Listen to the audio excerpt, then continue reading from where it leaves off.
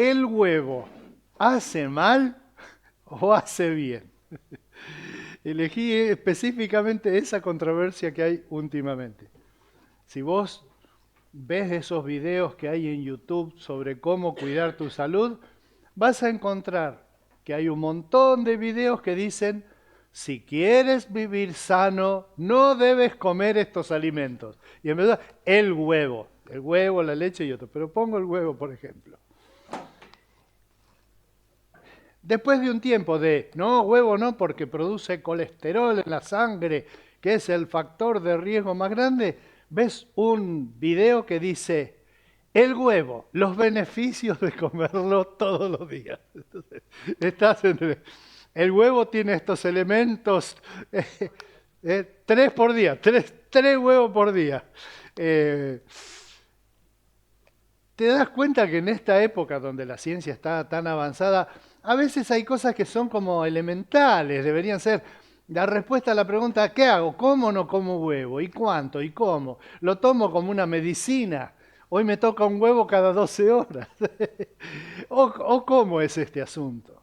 Y en las cosas espirituales, bueno, en las cosas espirituales hay mayor confusión. Y yo quisiera esta mañana hacer referencia a un texto bíblico donde el Señor Jesús hizo referencia a un tema que, como se refirió a ese tema, nunca nadie le presta atención. Y es al tema de el baño. ¿Vos te acordás de alguna referencia donde Jesús se haya referido al tema de ir al baño? Él usa la referencia a ir a ese lugar a lo que nosotros hoy día llamaríamos está en el trono. Poner que alguien viene a casa y dice, quiero hablar con fulano de tal, y está en el baño, te van a decir, sí, pero ahora no, porque está en el trono. Bueno, esa referencia entre doméstica y grosera, es una cosa muy grosera, es la que Jesús hizo en el texto del Evangelio según San Marcos 7:14 en adelante, que tiene esa característica, esa dificultad. Es una de las enseñanzas de Jesús que menos entendemos, específicamente por esa referencia que Jesús hizo al tema de la letrina, como traducen muchos de los evangelios, de las traducciones bíblicas del texto este del Evangelio, y que yo me busqué a propósito en varias versiones. Y es interesante, yo nunca había reparado en eso, que como que hay algo ahí que no se entiende claramente. Nuestro objetivo esta mañana va a ser verlo, pero no para sacar una conclusión definitiva, final, sino simplemente para jugar un poco con esta idea de Jesús y aplicar algo para nuestras vidas. En el texto que está en pantalla, vamos a leer así. De nuevo Jesús llamó a la multitud. Escúchenme todos, dijo, y entiendan esto. Nada de lo que viene de afuera puede contaminar a una persona. Más bien, lo que sale de la persona es lo que contamina. Después que dejó la gente y entró en la casa, los discípulos le preguntaron sobre la comparación que había hecho. ¿Tampoco ustedes pueden entenderlo?, dijo Cristo. ¿No se dan cuenta que nada de lo que entra en una persona puede contaminarla porque no entra en su corazón, sino en su estómago? Y después termina en la letrina. Con esto Jesús declaraba limpios los alimentos.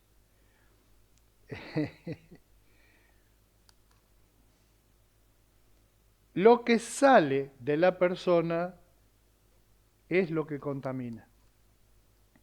Porque de dentro del corazón humano salen los malos pensamientos, la inmoralidad sexual, los robos, los homicidios, los adulterios, la avaricia, la maldad, el engaño, el libertinaje, la envidia, la calumnia, la arrogancia y la necedad. Todos estos males vienen de dentro y contaminan a la persona. Es muy interesante Mirá, ¿ves la camarita esa que está ahí? Que está en el trípode, ¿ves la camarita? Saludala. Hola. Decí quién sos. Soy Juana. Nieta de... El abuelo. Qué lindo tenerte con nosotros esta mañana. Culto sencillo, donde los niños van y vienen. Porque no los podemos tocar, porque de ellos es el reino de los cielos. De manera que vamos otra vez a enfocarnos y a concentrarnos en este texto. Una cosa que a mí me llamó la atención siempre es cómo Jesús era experto en el lado malo del hombre. ¿Se dieron cuenta de eso? ¿Cómo sabía él, si era una persona santa, tan pura y tan limpia, cómo sabía cómo funciona la cabeza en la parte tenebrosa? Bueno, yo quisiera hacer 3 hitos, digamos, para pensar en esto. El primer de los hitos estos es el que está en una estadística que vamos a proyectar ahí, que nos va a ayudar a entender cómo viene la mano acá con el caso de Jesús. Todo este tema de Jesús arranca porque los fariseos y algunos de los líderes judíos le preguntaron a Jesús, ¿por qué tus discípulos no se lavan las manos antes de comer? Los judíos tienen hasta el día de hoy, muchos de ellos, no todos, tienen la costumbre de que en sus comidas tienen diferentes oraciones para diferentes momentos. Es muy lindo eso, los judíos son gente vital, muy vital. Entonces tienen una ceremonia antes de compartir el pan, la comida, donde se lavan las manos y con una mano se lavan la otra y con la otra mano se lavan la anterior y se hacen diferentes movidas mientras recitan una oración preestablecida antes de comer. Los discípulos de Jesús, pasando por unos campos, habían agarrado simplemente trigo, lo despelechaban con la mano y se lo comían así nomás, como un snack, como una cosita ahí a la pasada, sin haber hecho antes de poner la mesa y lavarse las manos y toda la historia. Entonces Jesús, a diferencia de lo que se podría haber esperado, no le dio importancia al asunto.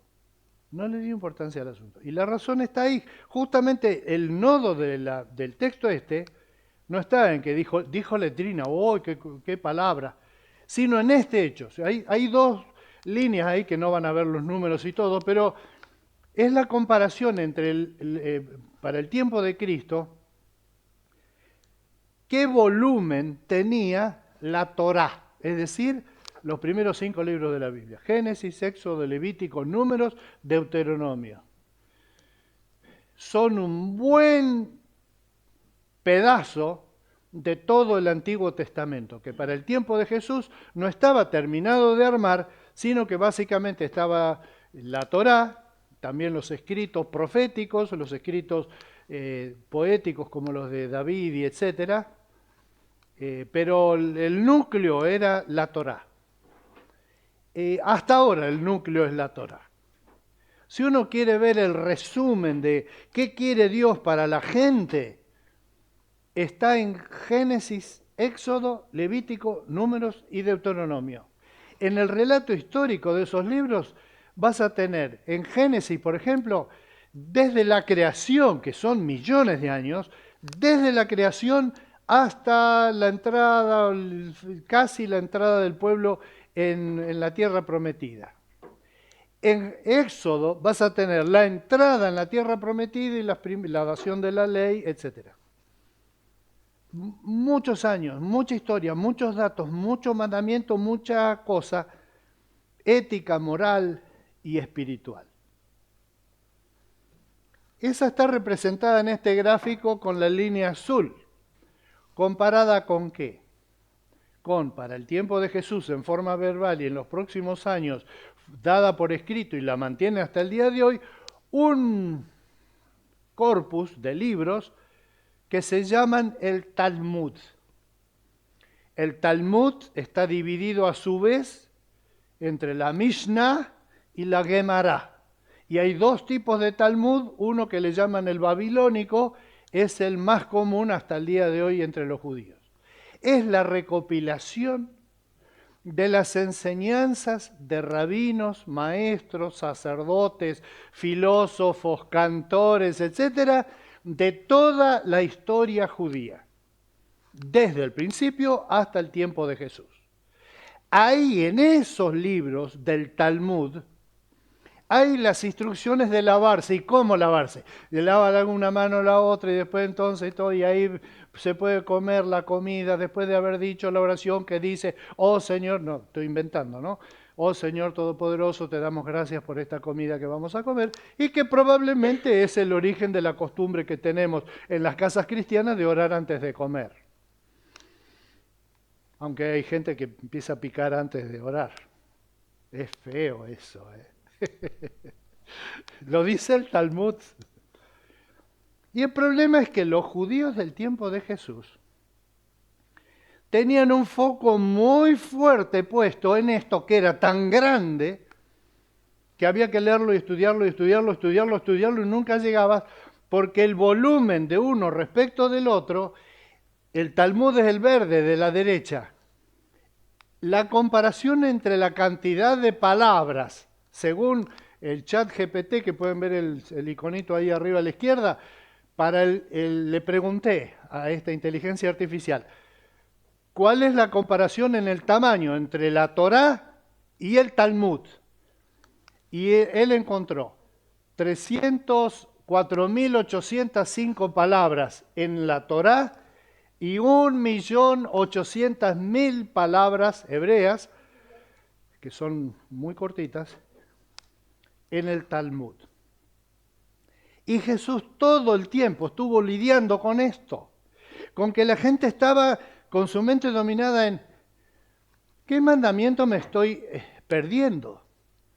¿Qué parte capaz que yo cumplo 99.9 de la voluntad de Dios y hay uno que no lo estoy cumpliendo? ¿Qué es? ¿Se acuerdan del joven que vino delante de Cristo y le dijo, ¿qué tengo que hacer para...? Estaba pensando en esto. Jesús le dijo, los mandamientos sabes.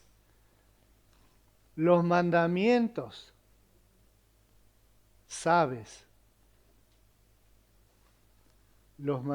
A ver, ahora sí se puede ver acá. Bien, otra vez. Es la comparación entre la Torá y el Talmud.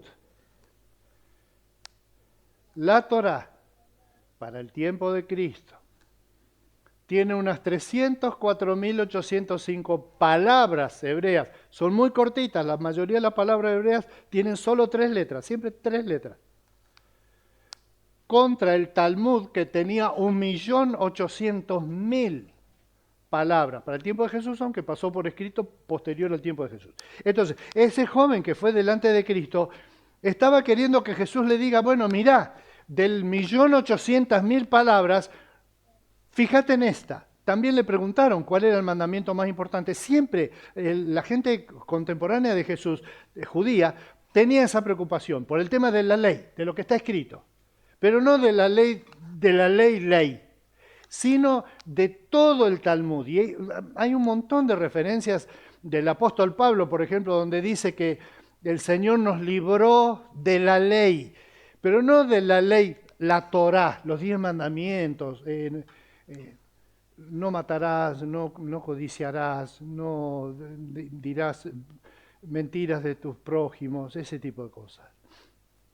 Sino de esta otra que tenía regulaciones tan específicas como, por ejemplo, el sábado no hay que trabajar, es el día de reposo. Pero ¿qué tal si un sastre se pinchó la aguja acá, estaba haciendo una costura, se pinchó una aguja acá en el borde de su manto el viernes y después empezó el sábado con la caída del sol y él estaba con la herramienta ahí? Cuando se dio cuenta, ya había profanado el sábado. Entonces vos te imaginás que Jesús decía,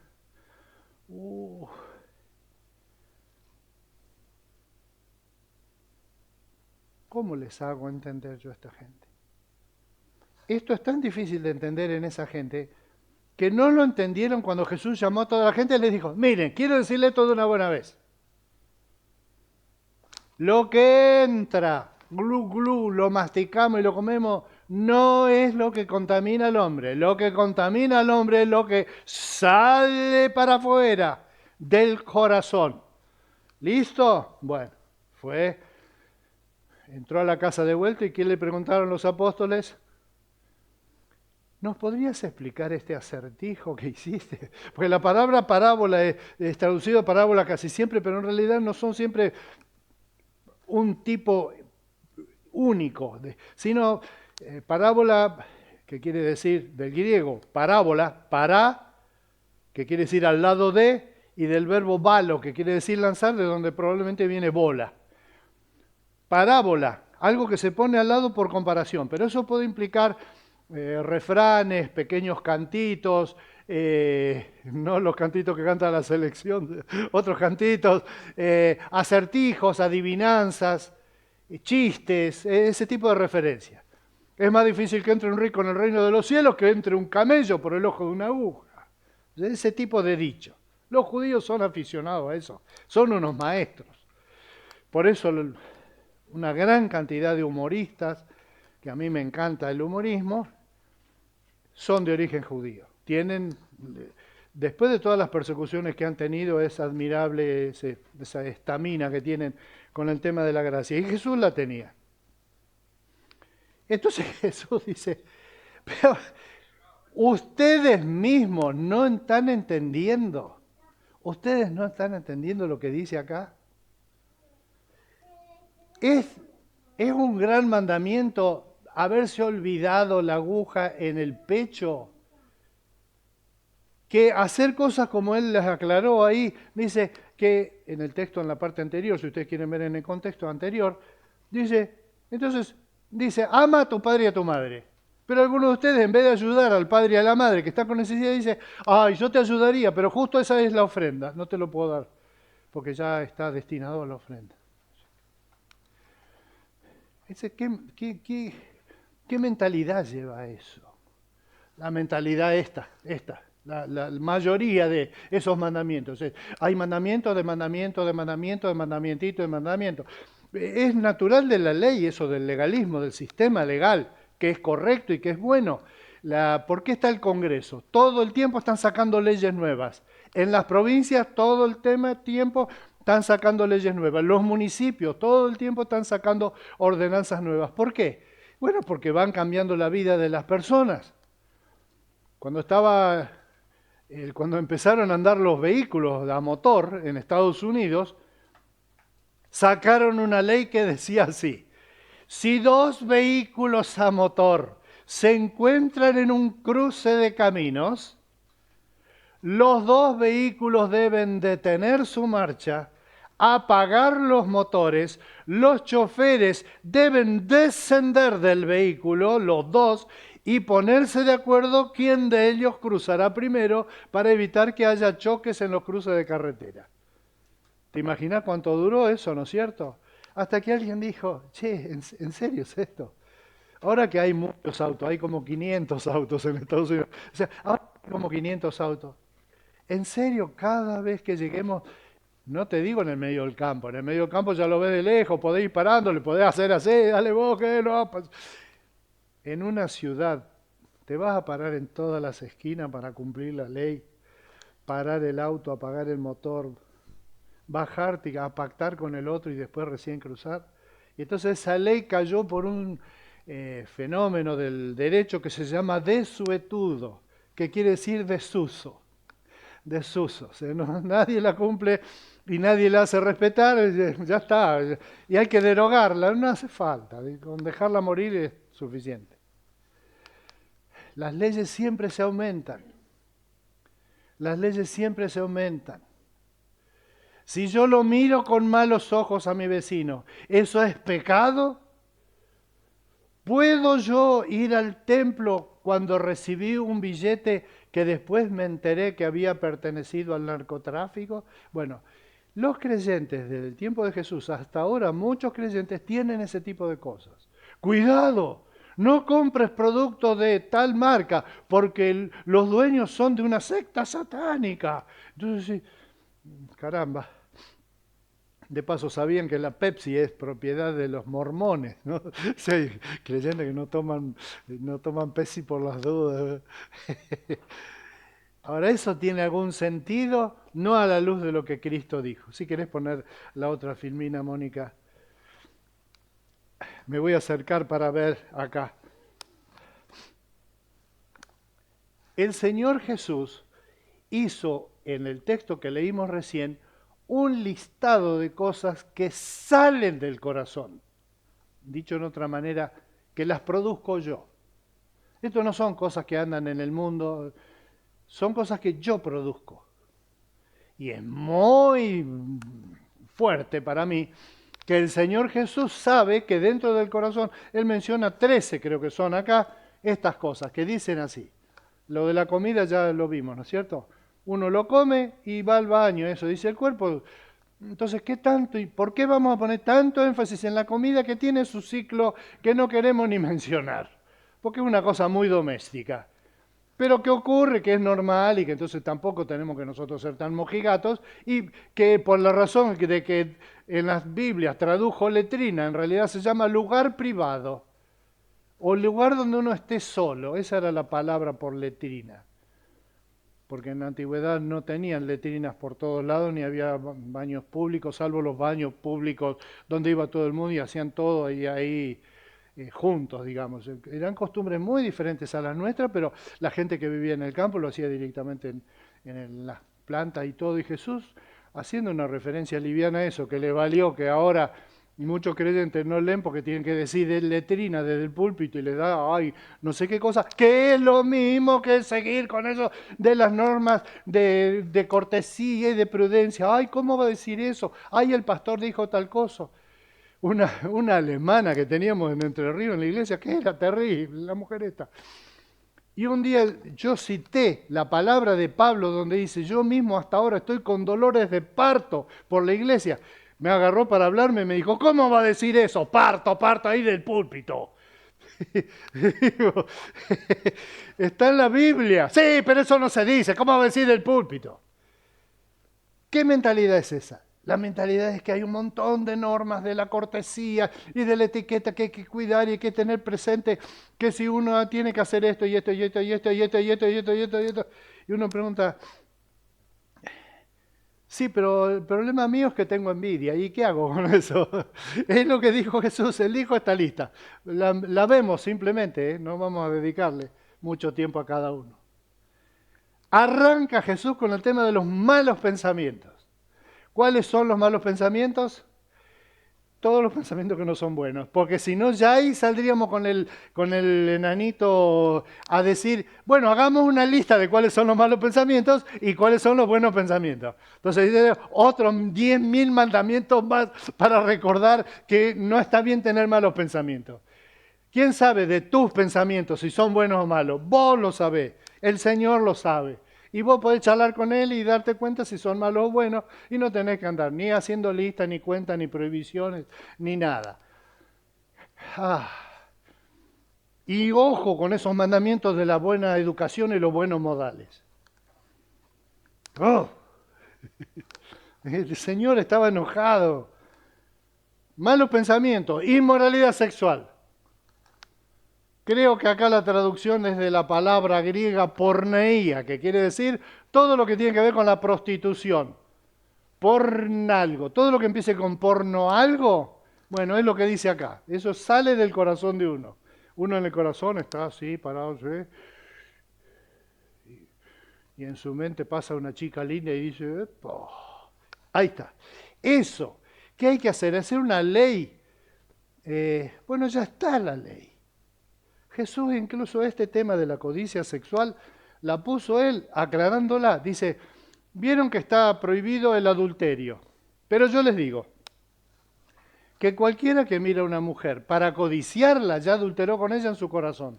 Se refiere a esto. Otra vez, idea, palabra de Jesús. Los robos salen del corazón, salen, mira, así se roba. Desde el corazón. Los homicidios. ¿Cómo termina una persona muerta? En el corazón de una persona arrancó eso. Esta semana una chica estudiante preciosa, bonita, en serio, bonita. No la estoy codiciando en el corazón, ¿eh? Charlaba con un muchacho en la facultad que no se sabe bien a título de qué. Se puso mal con ella, fue, la mató, la prendió fuego con el auto adentro en un barrio acá en Córdoba, anteayer, creo que fue una cosa así horrible. Porque ¿dónde nació eso? ¿Qué mandamiento habría que haber aplicado?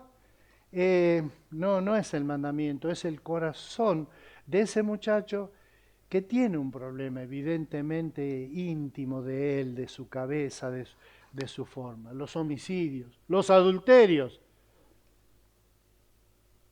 Yo la miré, ella me miró, y no sé, de repente, ¿de dónde salió eso? ¿De la ocasión? Se miramos, se sigamos mirando, dice que decía un paisano. La avaricia, ¿de dónde sale? Yo daría vuelta a la pregunta con el perdón del Señor, lo corregiría y le diría, ¿cómo no sale del corazón hacer una obra de bien?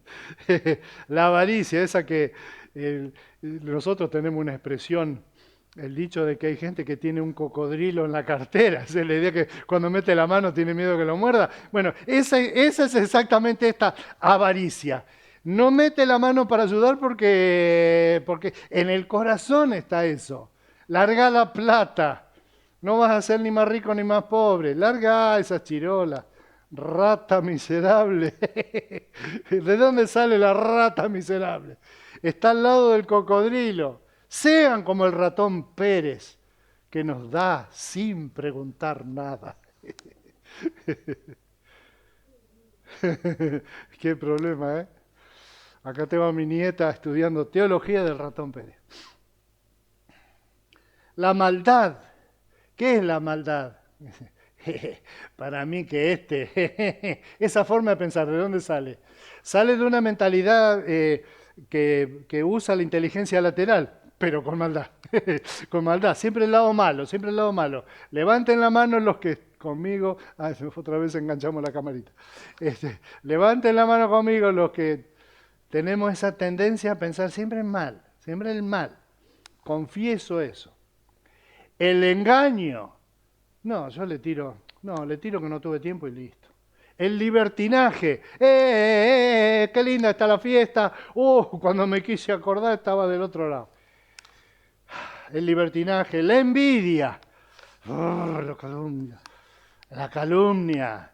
Este se comenta que anda en algo malo. La arrogancia. ¿Qué se creen estos que me vienen acá con cosas? Y la necedad. La necedad, la estupidez, la tontería. La necedad disfrazada de sabiduría. Yo quisiera que pongas la otra imagen, Mónica, porque entonces ya vemos a dónde va el Señor y qué es lo que nosotros deberíamos tener presente de nuestro corazón. Jesús dijo que de nuestra mente, nosotros sabemos que el corazón, en griego cardías, no es el asiento de nuestras emociones, sino, como es Mariela, el sistema límbico de nuestro cerebro. Por eso puse el dibujo del cerebro para que alguien que estudió mínimamente algo va a saber que todo el tema de nuestra fe no pasa por nuestro cardías, sino por nuestro quefalé, por la cabeza, por el cerebro, pero no por solo la biología, únicamente la biología del cerebro, sino toda la funcionalidad del cerebro, que es un misterio inabarcable y maravilloso a la vez, es obra de Dios donde incide el pecado. Y esa es la parte que Jesús está queriendo llamar. Y ahora sí, la última filmina, va a pasar la abuela que está operando.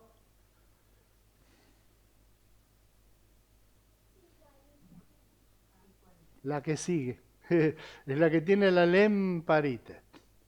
¿Saben cuál es la conclusión del mensaje esta mañana? Nada. Solamente darse cuenta, darse cuenta. Dice, es lo que Jesús quería. No es, ¿quién quiere sentir la presencia de Dios? Bueno, si quieres sentir la presencia de Dios, empezar dándote cuenta. de qué cosas son las que al Espíritu Santo le gustan y qué cosas no. Y es un logro muy grande para Jesús que esa explicación que a él le costó 2 veces repetírselas y repetirlas una y otra vez a la gente todo el tiempo de su vida y ministerio, terminara finalmente siendo su objetivo, que la gente se dé cuenta. Y si nosotros nos damos cuenta hoy, estamos muy bendecidos. Felicidades, que Dios nos dé una hermosa semana a todos. ¿Qué te ha parecido este mensaje? Podés ayudarnos a difundir este evangelio dando like a este video, suscribiéndote a este canal y compartiendo con tus amigos en las redes. Con tu apoyo, YouTube nos va a ayudar acercando estos mensajes a muchas más personas, y gratis. Muchas gracias y bendiciones para vos.